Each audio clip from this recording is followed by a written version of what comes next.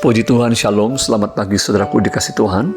Renungan firman Tuhan pada hari ini dengan judul 4 perkataan Yesus sesaat kebangkitannya, terambil dari kitab Injil Matius pasal yang ke-28. Saudara, Matius mencatat setelah hari Sabat lewat, menjelang menyingsingnya fajar pada hari pertama minggu itu, pergilah Maria Magdalena dan Maria yang lain menengok kubur itu. Namun batu sudah terguling dari mulut kubur itu, dan tiba-tiba muncullah malaikat Tuhan dan berkata kepada perempuan-perempuan itu, "Janganlah kamu takut, sebab aku tahu kamu mencari Yesus yang disalibkan itu.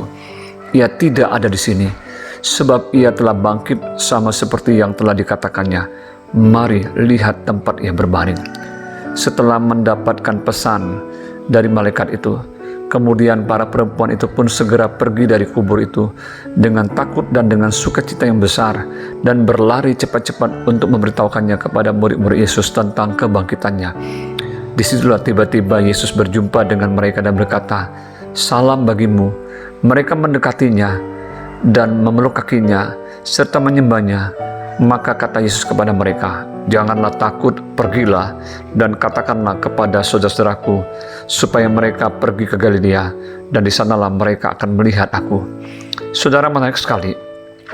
Ada 4 hal yang dikatakan Yesus kepada para perempuan itu sesaat kebangkitannya, yaitu yang pertama, salam bagimu. Dalam bahasa aslinya artinya bersukacitalah. Tuhan Yesus mau mereka bersukacita karena dia sudah bangkit dari kematian. Demikianlah seharusnya gerejanya atau orang percaya harus senantiasa bersukacita karena Yesus bangkit dan hidup. Sebab dia Tuhan yang hidup dan berkuasa. Karena dia hidup, maka ada pengharapan akan hari esok yang penuh kepastian dan kemenangan di dalam dia. Yang kedua, janganlah takut. Demikianlah Tuhan Yesus berkata kepada perempuan yang dalam suasana ketakutan melihat apa yang terjadi. Tuhan mau gerejanya atau orang percaya untuk tidak takut, sebab Tuhan Yesus hidup dan berkuasa. Dia sudah mengalahkan kuasa maut. Segala kuasa di surga dan di bumi telah diberikan kepadanya. Maka kita yang ada di dalam dia dan percaya kepadanya tidak perlu takut. Dialah yang sanggup menjamin dan memelihara hidup kita. Dia berjanji menyertai kita sampai kepada akhir zaman. Yang ketiga, pergilah. Tuhan Yesus mau para perempuan itu pergi kepada mereka yang lain. Di dalam perkataan pergilah terkandung pengutusan, seperti yang Yesus katakan di dalam Matius 28 ayat 19. Karena itu pergilah, jadikanlah semua bangsa muridku, dan baptislah mereka dalam nama Bapa dan Anak dan Roh Kudus. Tuhan Yesus mau kita gerejanya atau orang percaya untuk pergi ke dalam dunia ini, melaksanakan amanat agungnya, yaitu memberitakan Injilnya.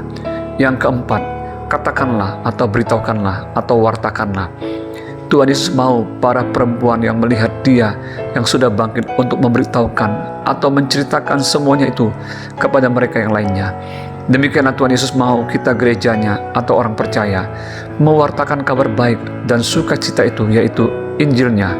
Tujuannya supaya mereka tahu dan percaya bahwa Yesus hidup dan berkuasa, bahwa dia Tuhan yang sudah mengalahkan maut, dan di dalam dia ada kepastian akan kehidupan yang kekal. Saudara, mari kita sebagai gereja Tuhan terus bersukacita di dalam dia, tidak perlu takut karena dia menyertai kita sampai kepada akhir zaman. Mari kita pergi dan menceritakan kabar baik, yaitu Injilnya, agar dunia tahu dan percaya kepadanya. Tuhan Yesus memberkati kita semua. Amin.